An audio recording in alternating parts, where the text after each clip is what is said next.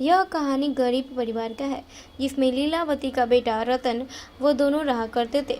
रतन काफ़ी ज़्यादा गरीब था और वो अपने पेट पालने के लिए ड्राइवर बना हुआ था और वो नौकरी किया करता था। वह रोज अपनी सवारी को लेकर वहां से निकल पड़ता था और उसको उसी जगह पे पहुंचाया करता था। लेकिन लोग उसके साथ काफी बुरा व्यवहार करते थे और कभी कभी तो उनको पैसा भी नहीं मिलता था। ये बात उस समय की है जब रतन अपने गाड़ी चलाकर लोगों को लेके जा रहा था।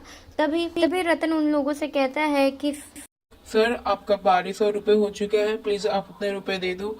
तभी उधर से कुछ लोग कहते हैं कि तुम जानते नहीं हो मैं इस गांव का मेन हूँ, हेड हूँ, मुझसे पैसे मांगोगे तुम्हारी इतनी औकात कहाँ से हो गए। ये बात सुनकर रतन काफी ज्यादा हताश हो जाता है। एक को देखकर दूसरे गुंडे बोलते हैं कि तुम मुन्ना भाई को नहीं जानते? मुन्ना भाई, उनसे तुम पैसे मांगोगे? तुम्हारे इतना हिम्मत कहाँ से आ गया? तुम्हारे से तुम्हारा घर मैं छीन लूंगा अगर तुम ऐसे परेशान किया करोगे तो। हम लोग को आने जाने का मुफ्त में है, इसीलिए तुम पैसा मांगने का कोशिश भी मत करना, वरना तुम तो हमारे औकात को तुम जानते होगे कि हम क्या कर सकते हैं।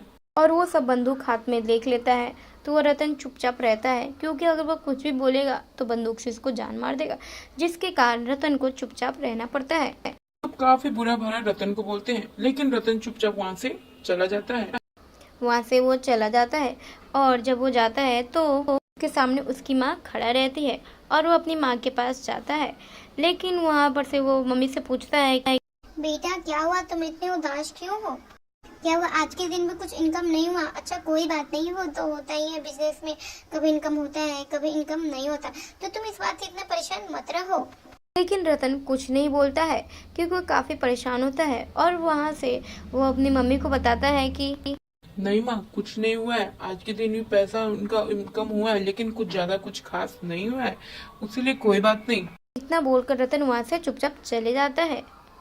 रतन उदास होकर भगवान के मंदिर में जाता है, जिसमें रतन भगवान से कहता है, भगवान आप तो हमारे सारे बुरे हालात देख रहे हैं, फिर आप हमारे साथ ऐसा क्यों कर रहे हैं? हमें भी जीने का हक है, गरीब है तो क्या, हमें भी जीने का हक है, प्लीज हमारी कुछ मदद कर दो, प्लीज हमसे जो भी गलती बस के माफ करके हमारे घर को अमीर कर दो। मैं काफी ज्यादा गरीब हूँ, लोग सब काफी मजाक उड़ाते हैं, प्लीज हमें कुछ ऐसा नौकरी दे दो जिससे मैं अमीर बन जाऊँ। इतना बोलकर रतन वहाँ से चुपचाप चला जाता है।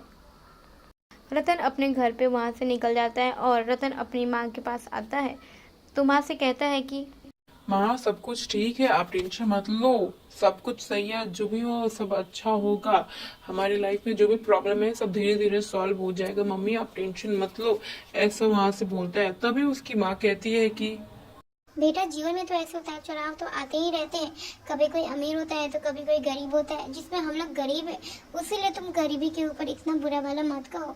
लेकिन हम लोग कुछ कर भी नहीं सकते हैं, हम लोग बस वेट कर सकते हैं, सब्र का फल मीठा होता है, उसीलिए तुम आराम करो।